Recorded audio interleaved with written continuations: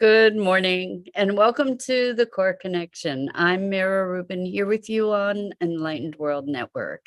And today's topic is self-suppression, that we're trained in, many of us are trained over periods of years to just sit down, shut up, and get with the program. And when we then we learn our lessons so well that we don't even need others to be reminding us, and then we suppress ourselves. And so let's take a look today at the insidious nature of these self-suppressions, and also how we can break through and beyond to become who we came here to be. So before we get started on this Friday, in the very beginning of November, how about that? It's amazing. Yesterday it was over 60 degrees here in the Philadelphia area in the beginning of November. Just hard to imagine. Anyway, before we get started, let's take a minute or two to get present. Let's take a deep breath in through your nose and hold it. And imagine clean, crisp oxygen flooding your lungs, flowing into your bloodstream, nourishing all your cells, all your organs, bringing vital life energy to your body and being. And as you exhale any tension, stress, negativity, fatigue. And now let's take another deep breath in through your nose and hold it. This time, imagine brilliant, bright light lighting you up from the inside out, illuminating, electrifying, and energizing all your cells, your molecules, your electrons, creating a brilliant beam of light and energy from your heart out into the world. And as we exhale any remaining tension, stress, negativity, fatigue. And now let's press our palms together, vigorously rub those hands together. Feel the tickling, the tingling, the pressure, the friction, the temperature, and allow all those sensations to bring you present right here, right now, into this remarkable physical form that enables you to experience life. Welcome, welcome, welcome. So,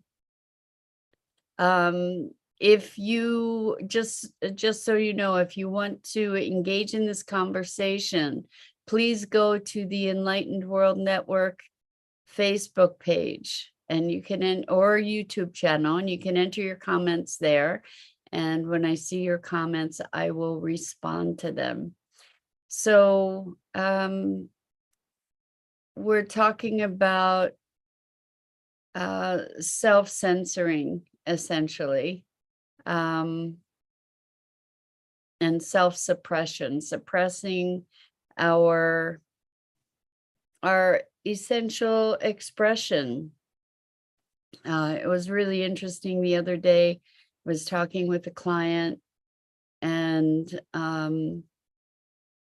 they had been raised in the sit down, shut up, and get with the program kind of format. Some of us have been raised with children are seen and not heard. And what's interesting about so many of the patterns that we're taught, so we're taught how to treat ourselves and how to treat others by the way that we are treated. And when we're told that what we have to contribute is not valued, whether it be our conversation, our gifts, our enthusiasm, our excitement, our perspectives, when we're told that that's unimportant, there's a point beyond which we carry that within us ourselves. So we don't then any longer have to rely on somebody else to remind us that what we think and feel is unimportant. We just sort of embody that ourselves. And it's a very unfortunate sort of pattern. But the thing is that most of us are pretty good learners. You know, we learn these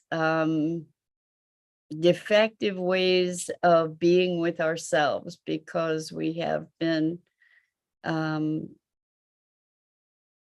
patterned in these negative and debilitating ways. And so it's really important, first of all, to recognize the pattern. And then it's also really important to recognize that as a pattern, we can repattern. We can create a new pattern.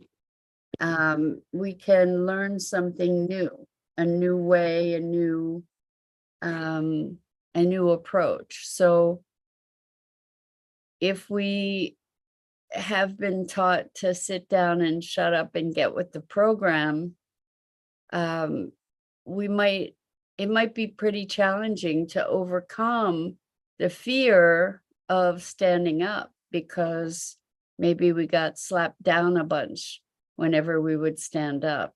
And, you know, we can see that in society a lot. You know, when we stand up, we're making ourselves visible, we're making ourselves available to be a target of ridicule. And it takes courage and conviction to be willing to go against the grain. And oftentimes we're put down as kids, for instance, even by other kids, for the very things that are our greatest strength and what in business we might call our unique value proposition, that we each have skills, talents, quirks, perceptions, perspectives, ways of being that I believe anyway serve us in fulfilling the purpose that we each came here to fulfill. And it's interesting, the different phases of life. I don't usually think about things in this way, but it was interesting because it wasn't until I was 50, maybe because I'm a late bloomer, I'm not so sure, that I actually gave myself permission to be me. You know, I actually declared for myself, okay, I've earned the right to be here and be me. And while that may sound laudable, on the other hand, to think that we have to earn the right to be who we are, that's kind of very unfortunate thinking. You know, in our culture, we typically believe that we need to earn the right to be here. You know, we need to earn the right to be worthy. You know, that we're worthy based on what we achieve, what we accomplish, based on externalities. And I invite you to entertain that we are worthy just by virtue of being here. You know, that we're worthy to be here just by virtue of being here. And if that were the case, if we didn't have to prove ourselves to anyone in any way, if we could just be, well, how might our lives be different if we weren't trying to make certain impressions? Now, obviously, there are social dynamics that we all get to contend with, and that's kind of what we're talking about here, is these social dynamics of suppression that then cause us to self-monitor and self-criticize and suppress. So I wonder, well, first of all, if you folks are wanting to be engaged in the conversation, please go to the Enlightened World Network Facebook page or YouTube channel and place your comments there. And if I see them, I promise I will respond to them. So I invite you to go and put something in the chat so we can have an engaging conversation here on this Friday morning. So self-suppression, how does it show up? I think when we second guess ourselves, we'll do something, say something, and then go into a self-critical, self-punishing mode. And we often reinforce all the messaging that we received growing up. I think that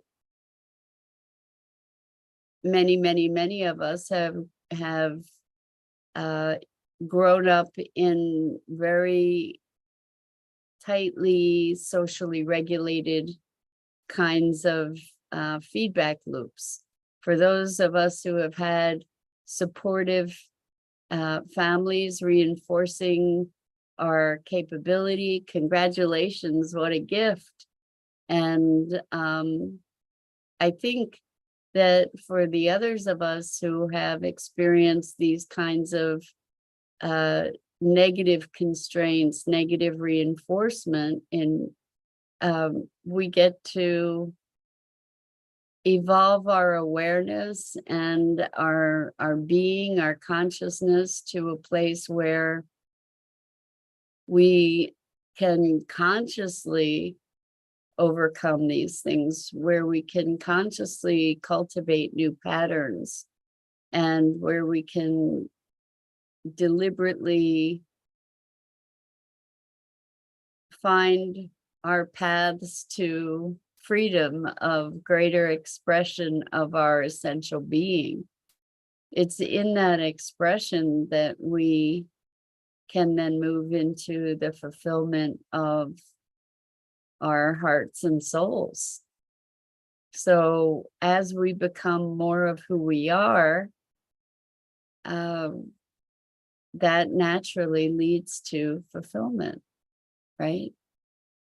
We feel a greater freedom when we're able to be following our hearts. And I think that this is one of the biggest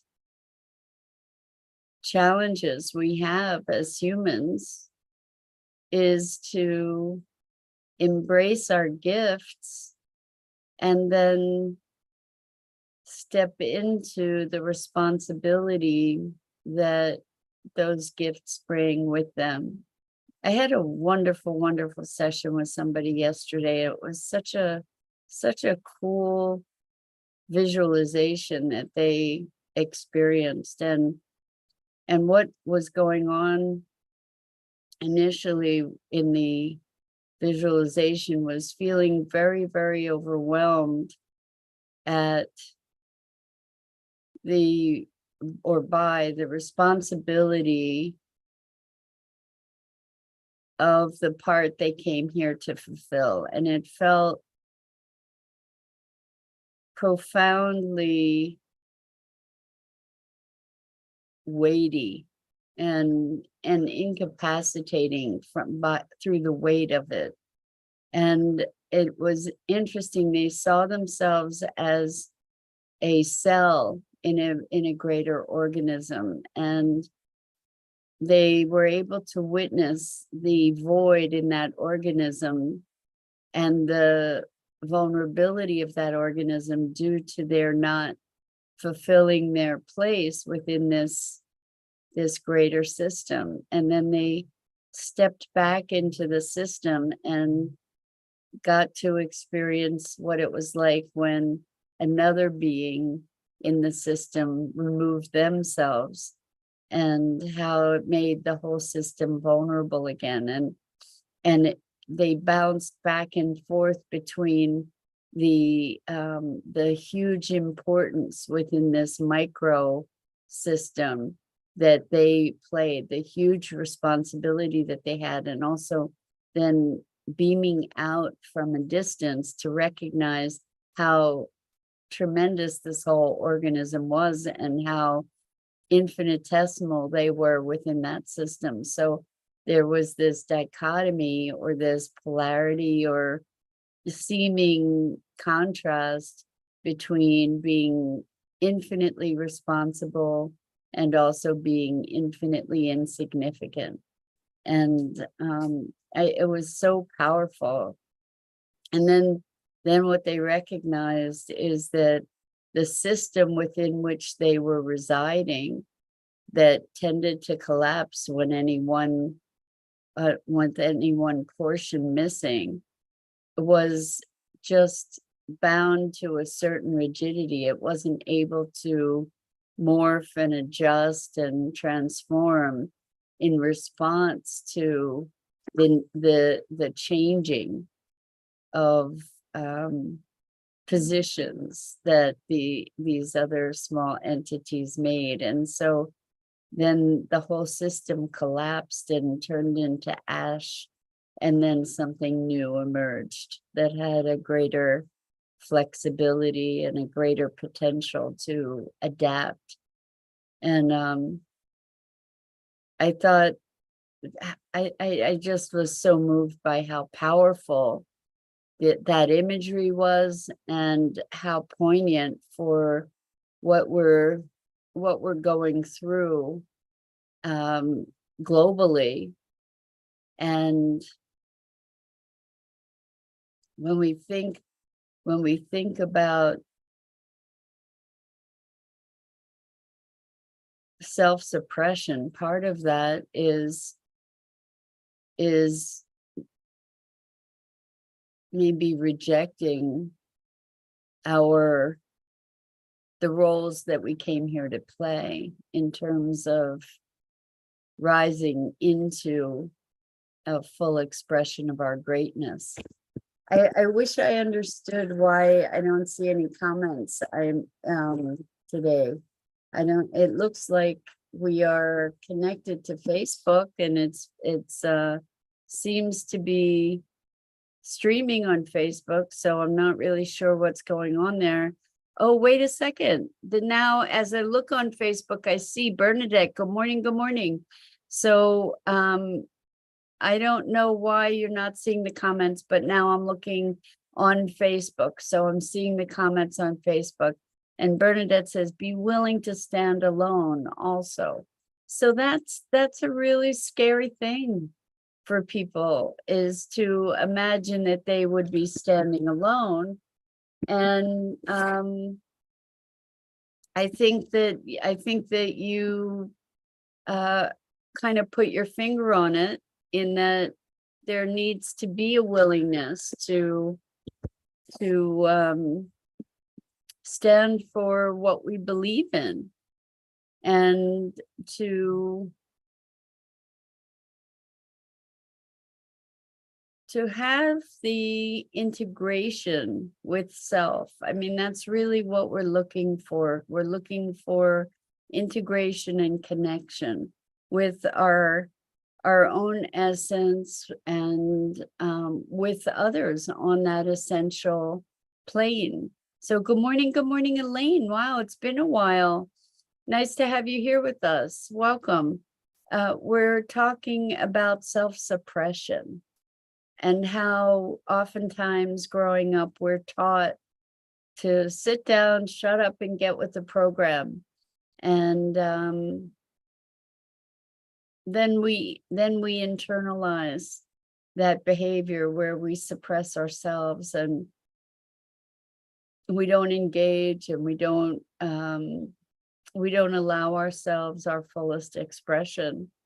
And it is in that expression where we get to stand up and to be connected to and speak our hearts and souls, that's where the power to transform the world resides, is in our capacity to presence ourselves to our essence, and to be willing to share that in the world. And so through self-suppression, we avoid our responsibility also, that ultimately we have a responsibility to this life that we are given. And if anything, that responsibility is to live it fully, to live it hopefully joyfully, to utilize it to grow. So Elaine says to sit down, shut up, and listen is the hardest for humans. Well, I think the willingness to listen for sure is a superpower that we get to cultivate. I don't know about the sit down and shut up, but certainly to be willing to listen, and maybe we can stand together as we learn to communicate more effectively, and to find the receptivity within, as we connect more and more deeply to our wholeness. What my observation is that we become less and less reactive and more capable of truly listening. So Elaine says, I work with people and they say that it's so hard for them. They just cannot sit down and shut up. That's really interesting, Elaine, that they say they can't just sit down and shut up. Well, I don't know, is that a good thing or a bad thing? I'm not really sure. I guess it has to do with what we're saying. If we're just talking to talk, that's one thing, or if we're talking over other people in a way that's not allowing us to hear them, then I get it.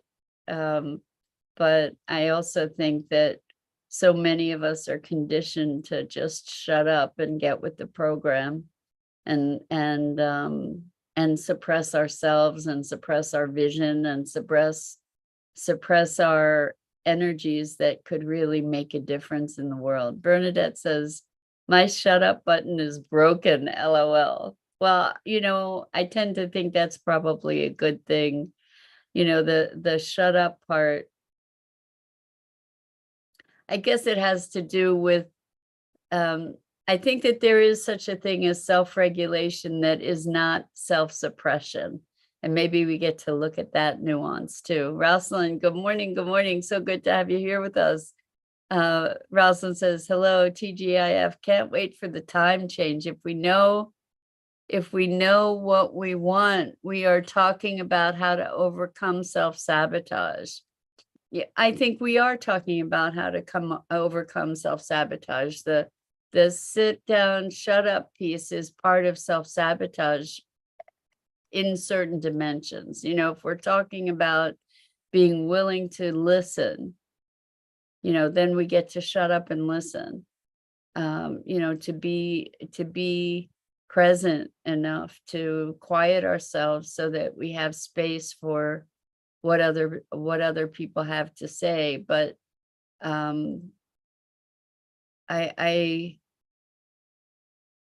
know that some of us talk to hear ourselves speak, but we also, what the kind of sit down, shut up patterning that I'm talking about is the suppressive pattern of not engaging because we might be criticized, or like a domination control, sit down, shut up is what I'm talking about, versus respectfully making space for others. So Rosalind says, in the quiet, awareness turns into discernment. We can only hope, right? That as we presence ourselves more deeply, that we become more discerning, and that we become more aware, and we become more present. That's the ultimate objective, I think, is presence. And part of that presence is presence to our essential self and its expression, along with true presence to others. And what does that look like? Yeah. When I think of so many of the mechanisms of our culture, so many of the social mechanisms, it's very much about domination and control. And that self-suppression is often a violence turned in on ourselves of domination and control, rather than understanding and pure expression and centeredness. So Elaine says it's not good or bad, it's where they are in the moment, and the willingness to acknowledge the resistance to what is going on inside, as one remembers to allow presence to be part of the experience, the journey to awakening. That's the key, 100%, Elaine, to allow presence to be part of the experience, and maybe the guiding part of experience. That when we bring ourselves to presence, then we truly can be better tuned into our own expression, as well as the expression of others. And so lots of us talk to not be present, but when we allow ourselves to be present, then the things that we have to say, hopefully, are more in alignment with what needs to be shared. Rosalind says, discernment between what is true for self, rather than doing something out of fulfilling a role or expectation. Beautiful, Rosalind. I agree. Sometimes it feels like being selfish if choosing one expression over another. Well, I think we need to make a discernment between selfishness and authenticity. And I think that that's an interesting one to be pondering, is when we choose something that is in alignment for ourselves, is that selfishness something that is a negative thing, or is that an important and powerfully positive thing? You know, when we choose to be in alignment, even if it looks like it's choosing self over others. I think we tend to do that all the time anyway. It's just that sometimes we displace our sense of self so that it looks like we're doing something for somebody else, when ultimately we're doing it for ourselves. So Elaine says, presence is not the absence of noise. Presence is the awareness of it. That's interesting. I love that, Elaine. And interestingly, too, is that when we become aware of the noise, that noise often can dissipate. So it's interesting. Presence isn't a static state, that's for sure. And Bernadette says, I have the ears to listen while having the sit down for a moment until a voice is needed. Oh, might I add, I have a wonderful accent. Oh, I'm wondering where your accent is from, Bernadette. I used to just go nuts over accents all the time. It was an obsession for me to listen to people with accents. So yeah, presence. I love what you said, Elaine. Presence is not the absence of noise, but it's the awareness. of it.